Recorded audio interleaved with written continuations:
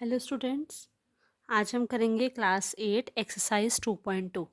Chapter है हमारा linear equations in one variable. तो हम डिस्कस करते हैं क्वेश्चंस इसके।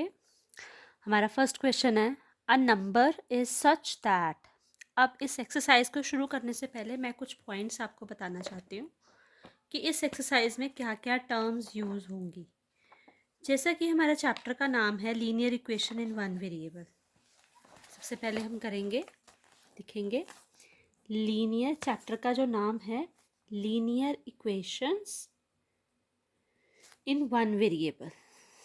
तो हमारे जो चैप्टर के नाम के अकॉर्डिंग आपको ये जो चीज़ मैं आपको बताने जा रही हूँ वो ध्यान से समझिए। इन क्वेश्चंस में जहाँ पे भी लिखा होगा number, a number is such that, in questions में नंबर का जो मतलब होएगा वो होता है एक्स। जहाँ जहाँ नंबर लिखा होएगा उसका मतलब होएगा एक्स। कुछ एक टर्म्स हैं जो हमें इस एक्सरसाइज को शुरू करने से पहले जाननी होंगी। जैसे कि अगर कहीं ग्रेटर लिखा हुआ है तो उसका मतलब होगा प्लस, अगर लेसर लिखा होगा उसका मतलब होगा माइनस, अगर गेट लिखा होगा उसका मतलब होगा इक्वल टू, अगर इज लिखा होगा उसका मतलब भी इक्वल टू होगा। ऐसे ही काफ़ी सारे क्वेश्चंस में जो टर्म्स आएंगी वो आपको बताया जाएगा। बाय का मतलब होता है डिवाइड, और डिवाइड का मतलब भी होता है डिवाइड का साइन। तो ये वो चीज़ें हैं जो हमारे क्वेश्चंस में यूज़ होनी है आपको, और जिसकी आपको इंग्लिश में लिखा होगा। जैसे आपको सिंपल तो पता ही होगा कि सब्ट्रैक्ट का मतलब क्या होता है, माइनस होता है। ऐड का मतलब क्या होता है, प्लस होता है। ठीक है। कोई भी ऐसे अगर अगर आपको टाइम्स लिखा आ जाए और प्रोडक्ट लिखा आ जाए तो इनका मतलब क्या होता है, मल्टीप्लाई होता है। ठीक है। अगर ट्वाइस आ जाए, ट्वाइस का मतलब होता है टू मल्टीप्लाई, मतलब दुगुना, डबल। ट्वाइस की जगह डबल भी आ जाए तो डबल का मतलब भी क्या होता है, दुगना। ट्वाइस, दो बार मल्टीप्लाई, जो आपको नंबर दिया होगा उसको आप दो से मल्टीप्लाई कर दोगे। इसी तरह से अगर थ्राइस लिखा होगा तो आपको थ्री से मल्टीप्लाई कर देना है। ठीक है।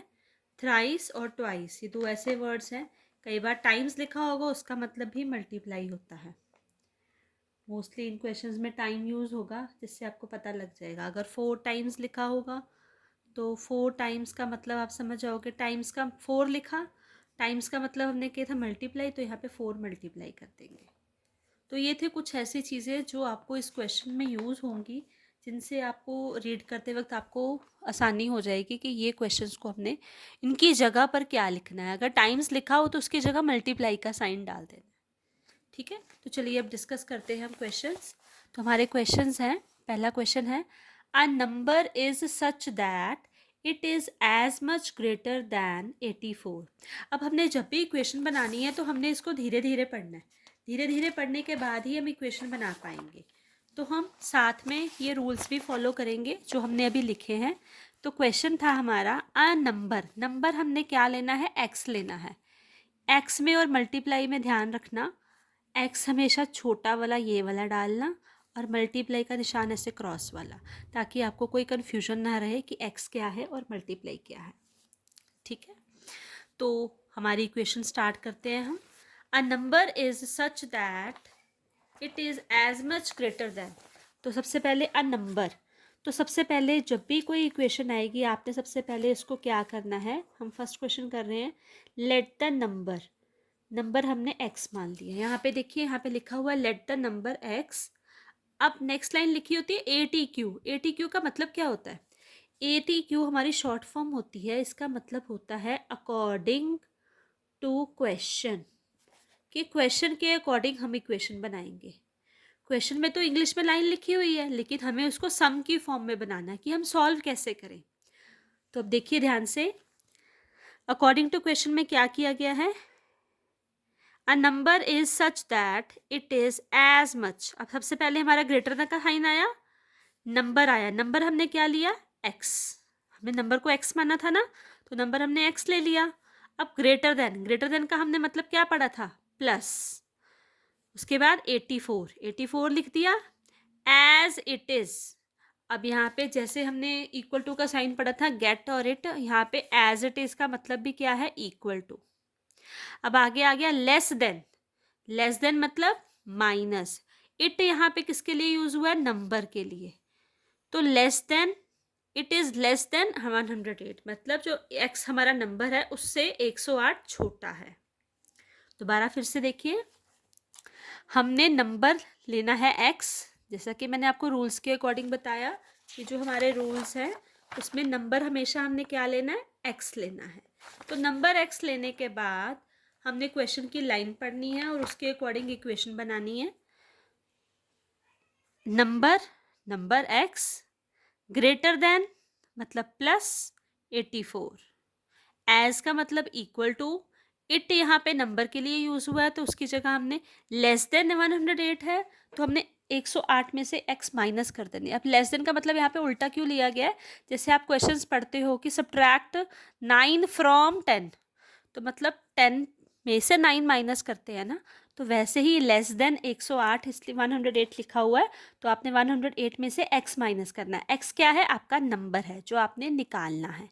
फाइंड इट, इट यहाँ पे फिर से इट यूज हुआ है और यहाँ पे भी इट हुआ है। इट किसके लिए यूज हुआ है, नंबर के लिए, और नंबर क्या है हमारा x। इन सभी क्वेश्चंस में हमने निकालना क्या है, x की वैल्यू ही निकालनी है, ठीक है, नंबर निकालना है। तो x प्लस 84 और इक्वल टू 108 माइनस एक्स, ये हमारी इक्वेशन बन गई। ये इक्वेशन बनानी मेन होती है, यही इस क्वेश्चन की जान होती है। अगर ये क्वेश्चन गलत बन गई, इक्वेशन गलत बनी, तो आपका आंसर भी गलत आएगा। तो इस इक्वेशन निकलने के बस बाद आपको क्या करना है, जो आपने पिछली क्लासेस में भी किया हुआ है, आपको x की वैल्यू निकालनी है। अब चलिए, x की वैल्यू निकालने का तरीका तो आपको आता ही है, हम फिर भी एक बार सॉल्व कर लेते हैं। तो हमारी इक्वेशन बनी थी x plus 84 equal to 108 minus x, ये हमारी इक्वेशन बनी थी, ठीक है। तो अब हम इसको सॉल्व कैसे करते हैं, सबसे पहले हम क्या करते हैं, लाइक टर्म्स। लाइक टर्म्स मतलब वेरिएबल्स को हम एक साइड पे कर लेते हैं। ये x इधर है हमारे पास, इधर हमारे पास वेरिएबल x है, तो हम इस x को उठा के इधर लेके आएंगे। और अकॉर्डिंग टू रूल्स जब इक्वल टू का साइन होता है तो इधर वाले सारे साइंस चेंज हो जाते हैं, तो माइनस एक्स इधर आके प्लस एक्स बन जाएगा। ये 108 अपनी पोजीशन पे ही रहेगा, प्लस 84 इधर से इधर जाएगा तो इसका साइन चेंज होगा, प्लस 84 बन जाएगा यहाँ पे माइनस 84। अब 1x क्योंकि x के साथ कुछ नहीं लगा हुआ तो उसके साथ 1x आएगा, तो 1x और 1x हमारे पास क्या हो जाएंगे, 2x। अब 108 में से हम 84 माइनस करेंगे, 8 में से 4 माइनस किए 4 और 10 में से 8 माइनस किए 2। नेक्स्ट हमारे पास 24 मल्टीप्लाई 2 है, इधर आके डिवाइड हो जाएगा। और अगर आप जब इसको डिवाइड करोगे 2 के टेबल पे, आप चाहे कटिंग कर लो चाहे डिवाइड कर लो, तो आपका आंसर 12 आ जाएगा। तो ये हमारा आंसर। मेन इन क्वेश्चंस में क्या होता है, आपको x इक्वल टू 12 आ गया। अब लास्ट में क्या किया है, जो नंबर लिया था x प्लस 84, तो वहाँ पे वैल्यू पुट करके देख ली, x हमारा 12 आया, प्लस 84 वैसे लिखा तो नंबर हमारा 96 आ गया। ये आपका क्वेश्चन है। मेन आपको इन क्वेश्चंस में इक्वेशन बनानी आनी चाहिए, बाकी इन क्वेश्चंस में कुछ भी टफ नहीं है। पिछली क्लासेस में भी आपने किया हुआ है कि x की वैल्यू कैसे निकालते हैं किसी भी इक्वेशन में। चलिए बढ़ते हैं नेक्स्ट क्वेश्चन की तरफ। Divide 34 into 2 equal parts in such a way that 4/7 of one part is equal to 2/5 of the other part. तो सबसे पहले, अब क्वेश्चन थोड़ा सा ट्रिकी है, ध्यान से समझना इसको। 34 को 2 हिस्सों में बांटना है। जैसे हम एग्जाम्पल लेके चलें कि हमने 10 को 2 हिस्सों में बांटना है, तो 10 को 2 हिस्सों में कैसे बांटूंगी, मैं तो 5-5 बांट सकती हूँ, ठीक है, या मैं 7-3 में बांट सकती हूँ, या मैं 6-4 में बांट सकती हूँ। ये तो मेरी मर्जी है कि मैंने 10 को 2 हिस्सों में कैसे बांटना है। तो वैसे अब उन्होंने हमें बोला है कि 34 को 2 हिस्सों में बांटो, लेकिन इस तरह बांटो कि 4/7 मतलब 4/7वां हिस्सा इसका एक पार्ट होए और वो इक्वल होए 2/5 के पार्ट के, ठीक है। तो सबसे पहला फर्स्ट पार्ट हमें क्या दिया हुआ है, 4/7, और साथ में x तो हमने निकालना ही होता है क्योंकि नंबर हमने निकालना है। हालांकि इस क्वेश्चन में नंबर नहीं लिखा हुआ, लेकिन फिर भी आपको साथ में x लेना पड़ेगा क्योंकि हमने वैल्यू निकालनी है। सेकेंड पार्ट फर्स्ट पार्ट हमें दिया हुआ है 4/7। ऑफ का मतलब होता है मल्टीप्लाई। तो चलिए हम अपने रूल्स वाले पेज में एक बार और लिख लेते हैं कि यहाँ पे जो रूल्स लिख रहे थे, ऑफ का मतलब भी मल्टीप्लाई होता है। तो जहाँ जहाँ जैसे जैसे क्वेश्चंस आते जाएंगे तो हम ये साथ में लिखते रहेंगे ताकि हमें ईजी रहे। तो यहाँ पे ऑफ का मतलब मल्टीप्लाई हो गया और साथ में x. One part is x and the second part is 2/5। 2/5 x other part, मतलब दूसरा पार्ट, दूसरा हिस्सा उसका। अब हम चलेंगे अकॉर्डिंग टू क्वेश्चन पे। हमारा अकॉर्डिंग टू क्वेश्चन क्या है? अब हमने जैसे आपको बताया कि 2 हिस्से हैं ना इसके। अगर मैं 5 एक हिस्सा लूँ और 5 दूसरा हिस्सा लूँ तो दोनों को जोड़ के मेरे पास 10 आएगा ना। तो बीच में निशान किसका आ रहा है? प्लस का। तो अब हमने ऐसे ही हमारा फर्स्ट पार्ट दिया हुआ है 4/7x, दूसरा पार्ट दिया हुआ है 2/5x, इक्वल टू हमें कितना दिया हुआ है? 34। मतलब दोनों को जोड़कर हमारे पास 34 आए। तो हमने क्या किया? 4/7x प्लस 2/5x लिख दिया इक्वल टू 34। अब देखिए, अब हमने क्या करना है? 7 और 5 को एलसीएम लेना है। एलसीएम लेंगे, 7 5 से 35 आ गया हमारे पास। उसके बाद हमारे पास क्या होगा? हमने ऊपर वाला नंबर एज इट इज़ लिख देना है। 7 के टेबल में 35 कहाँ पर आता है? 5 पर। उसके बाद 2 एज इट इज़ लिख दिया, 2x ऐसे ही लिख दिया। 5 के टेबल में 35 कहाँ पर आता है? 7 पर। तो 5 4 ज़ा 20, साथ में x, 7 2 ज़ा 14, साथ में x ओवर 35 इक्वल टू 34। ऐसे चलता रहेगा। 20 + 14x, 20x + 14x हमारे पास 34x हो गए। ओवर 35 ऐसे दिया हुआ था इक्वल टू 34। अब हमें अकेला x चाहिए, अकेला x चाहिए। तो x निकालने के लिए हम क्या करेंगे? 34 x ओवर 35 इक्वल्स टू 34। ये हमें दिया हुआ, हमें अकेला x चाहिए। ये 34 ऐसे ही रहेगा। ये नीचे है, ये मल्टीप्लाई है, डिवाइड है, तो इधर जाके क्या हो जाएगा?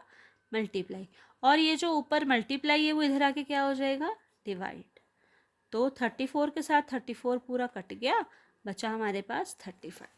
तो आंसर हमारे पास 35 बच जाएगा। देखिए हमारे पास 35 आंसर बच गया है। फर्स्ट पार्ट हमारा क्या था? 4/7 इंटू एक्स, इंटू था साथ में, तो 4/7 एक्स की जगह हमारी 35 की वैल्यू निकली है तो हमने वहाँ यहाँ पे पुट कर दी है। तो हमारा कटिंग करके 7 1 ज़ा 7, 7 5 ज़ा 35 इक्वल टू 25, 4 ज़ा 20 हमारा आंसर आ गया। ऐसे ही हम निकालेंगे second part. 2/5 into x, 2/5 x हमने निकाला था 35, 5 के टेबल में 35 कहाँ पे आता है? 7 पे। 7 2 ज़ा 14। ये 2 नंबर्स हमारे आ गए। आपने देखा होगा पिछले क्वेश्चन में भी हमने एक्स की वैल्यू निकाल के बाद में पुट की थी। जो भी हम चीज़ें यहाँ पर लेते हैं इक्वेशन में, वो बाद में हम पुट ज़रूर करते हैं।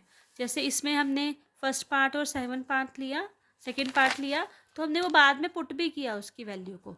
जो एक्स और वाई की वैल्यू निकाली है उसमें पुट भी किया है हमने। आई होप आपको समझ आ रहा होगा। फिर भी अगर किसी को कुछ ना समझ आए तो प्लीज़ मुझे कमेंट करके बताना, मैं उसकी अलग से एक क्वेश्चन की अलग वीडियो बना दूँगी। नेक्स्ट क्वेश्चन है, find the number such that when 5 is subtracted from 5 times the number. अब धीरे धीरे क्वेश्चन को पढ़ना है, ज़्यादा तेज़ी से पढ़ेंगे तो समझ नहीं आएगा, क्योंकि ये कौन सा इंग्लिश की क्लास है जो हम रीडिंग करते रहेंगे। हमने तो इंग्लिश का क्वेश्चन पढ़ना है और उसको मैथ की फॉर्म में बनाना है, तो इसलिए ध्यान से धीरे धीरे पढ़ें। सबसे पहले है फाइंड द नंबर। नंबर मतलब हमें एक्स निकालना है, ठीक है। तो जब भी फाइंड द नंबर आए तो आपने सबसे पहले जल्दी से भाग के लिख लेना है, let the number be x. X लिख लिया। अब उसके बाद दूसरी लाइन हमारी रटे रटाई line, according to question ATQ।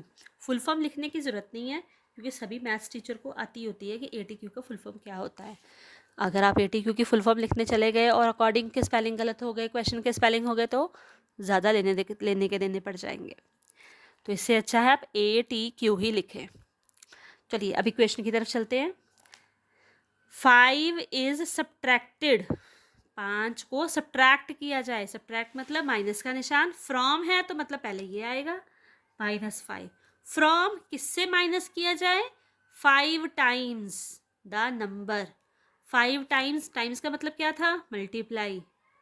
और नंबर क्या है? x। तो 5 को मल्टीप्लाई करेंगे x से, क्या बन जाएगा? 5x।